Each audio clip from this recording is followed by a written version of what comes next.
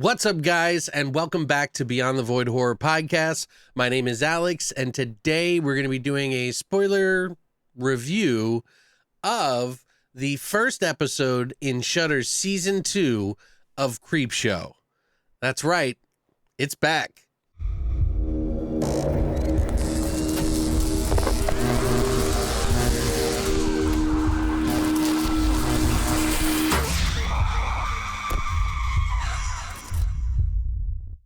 A while ago, when season 1 came out, I went through each of the episodes and did a little discussion about each of them and talking about who was in the show, who wrote it, directed it, things like that. And I thought it would be fun to do it again since we got a new season that just came out on Shudder on April 1st. I'm a little late to the game because I was sick for the past 2 days, but so far, so good. Now, if you don't want anything spoiled, this is going to be sort of a spoiler discussion because the episodes are only 44 minutes long or so, and there are 2 segments in it that make up the entire episode. Moving forward, if you have not seen the first episode, watch it on Shudder. It's only $5-6 a month, depending on where you get the service through, and it'll be fun to come back, check out, and see what you think with Alex.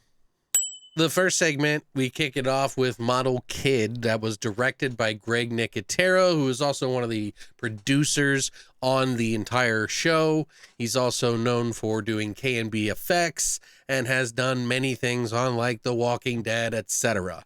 You should know this man because he is a magician in special effects and many other places. We also have writer John Esposito, who has done an episode on Masters of Horror. I forget which season it was, but it was called like Right to Die. And he's also worked on R.L. Stine's The Haunting Hour. This particular segment is about a young boy who lives with his mother, and they love to watch horror films together. This is something that is kind of like in a lot of ways, for a lot of horror fans, a rite of passage. We get introduced to this by some of our family, at least I was. My father was a big horror fan, and then he said, "Alex, you'll grow out of this one day." Haven't yet, Dad. Love you. But this kid, of course, is living with his mother, who is dying of cancer. She is trying to do the best that she can. The boy's aunt and uncle come to live with them. He's not too happy about this because he wants to spend all of his time with his mother and horror. His room, of course, is littered with tons of horror paraphernalia. And this is in the 1970s that this takes place. So he's got an emphasis on some of the stronger universal monsters like the creature from the Black Lagoon, the mummy, etc. When the uncle and aunt move in, the mom suddenly passes away right next to him, which was really sad. And they take over the mom and dad role essentially for this kid. And of course, things go sour because Kevin Dillon, who plays the uncle, is one of those guys that just wants the kid to be into sports.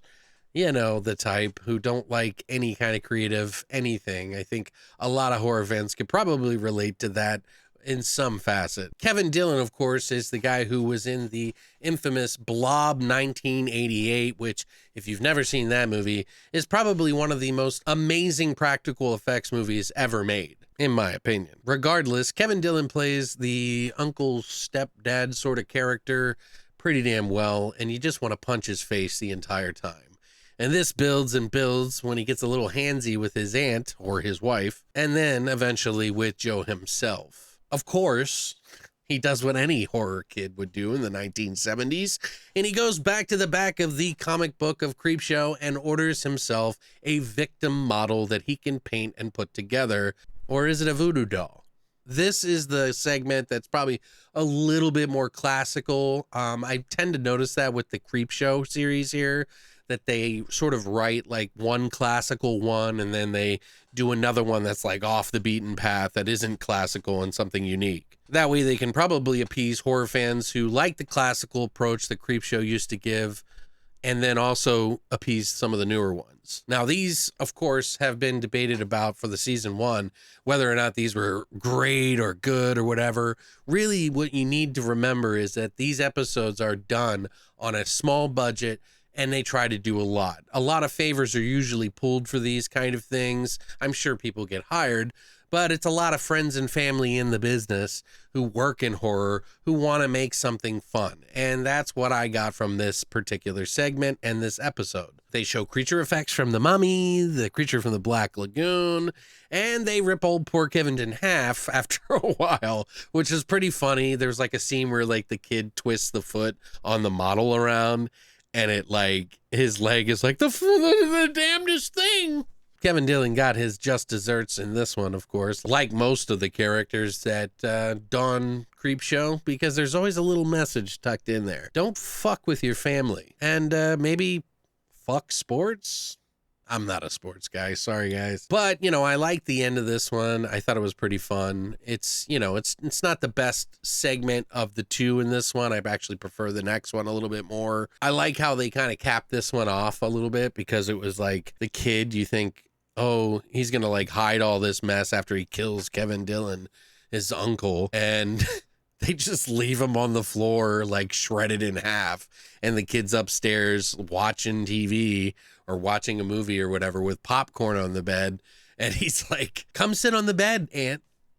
Come sit down. And she's reluctantly, of course, after seeing a body on the floor, wondering what's going on. And the kid just smiles and has vampire teeth. So... and that caps the first segment off. So obviously this one, like I said, is the more classical one.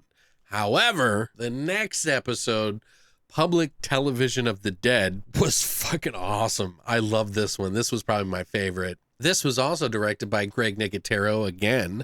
So I guess he's like doing the first two and then giving it off to everybody else. This segment was also written by Rob Schraub, who, if you're familiar with, he did Ringwald and Molly, the Sarah Silverman program, and he also worked on Twigger's Holiday, for those of you old folks like me, who used to watch Channel 101 back in the day to see all the new YouTube-y kind of videos before YouTube got big. Well, there used to be a show called Twigger's Holiday about this kid who's the son of Satan, and he goes around having fun and learning fun things with his weird puppet thing, which is just bananas stuff, but it's old and probably got some pretty interesting stuff in it if you want to look it up. We also get guest star Ted Raimi playing himself in this episode, which was fucking absolutely awesome. Essentially, this one takes place in a TV studio, and they have 3 shows airing, and one of them is Mrs. Bookberries, who is sort of like a Mr. Rogers kind of reading the rainbow kind of woman who has a puppet with a bear. A sort of Bob Ross knockoff show called The Love of Painting by Norm Roberts.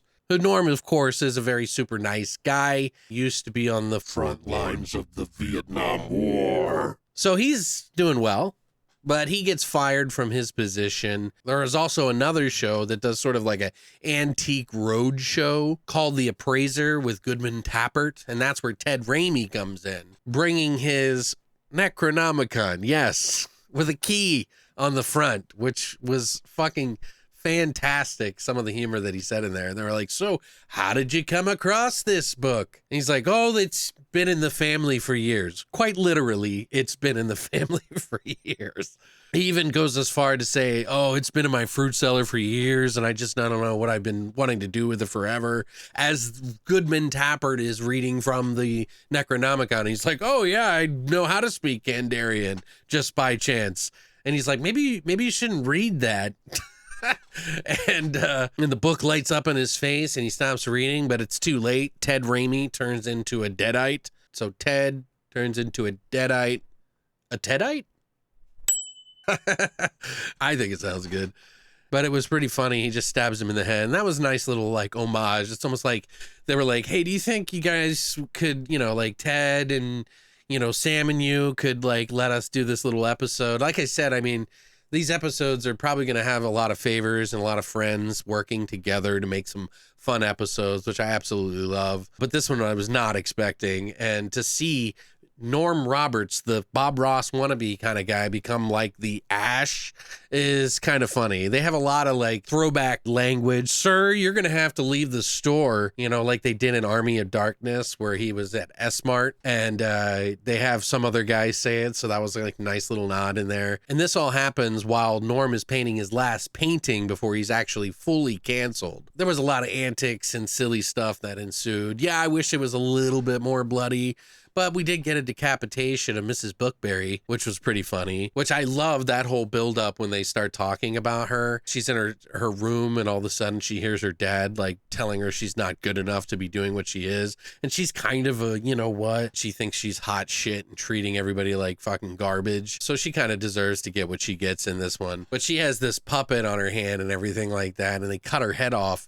And then the puppet starts using the Necronomicon to try to read it over the airwaves to summon more. I don't know how that works. I was thinking about this. In the original Evil Dead, they play the tape, right? Like the old fucking tape thing. And it resummons the evil. So does the evil just get spread through the telewaves? There's different pockets of evil everywhere. I mean, I guess they kind of cover some of that in the Ash versus Evil Dead series, which, by the way, this made me miss that show even more. I'm a fan of it. I didn't come around until the second season, but after that, I was like, they can go anywhere with it. And this kind of feels like a little nod towards that. It wasn't exactly the same, probably not as budget friendly, but it was still pretty fun and I enjoyed it. But yeah, Mrs. Bookberry, she goes on to try to read and she's got her white eyes and the puppet's got its white eyes. And fucking, I don't know what they were doing, but I guess he threw like a jar of coins on the ground that were silver. I don't remember anything about silver affecting any deadites or anything like that. But then he takes this little push mower thing and shoots it at him. He's like, you're going to take a beating. I'm like, chill out, Bob Ross.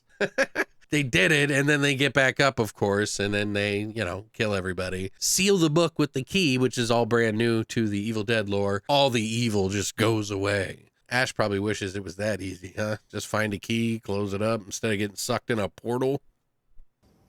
But yeah, episode 1. These 2 segments were pretty fun. I really enjoyed it. I think this is a really good episode, a good start. I'm sure there's going to be some people that are not entirely happy with it. They want to see more. You got to remember, these are all done on a budget. It's more to see what you can do with as little as possible and still try to appease the fans and have fun with it. I love having this like a weekly thing, because it's always something to look forward to. And it's not like a regular show where it's all tied together. You don't have to like keep it in your memory. You can just watch it, have fun. Then next week, 2 more fun things that are going to pop up. What did you guys think? Did you catch all the little nods in there? Did you enjoy both of the segments? Did you only like one? My hat goes to the second one, the public television of the dead, for obvious reasons. It's just a hell of a lot of fun. But what did you think? Let me know in the comment section down below. Thank you for coming by and supporting this channel. It really means a lot to me. And as always, long live the void.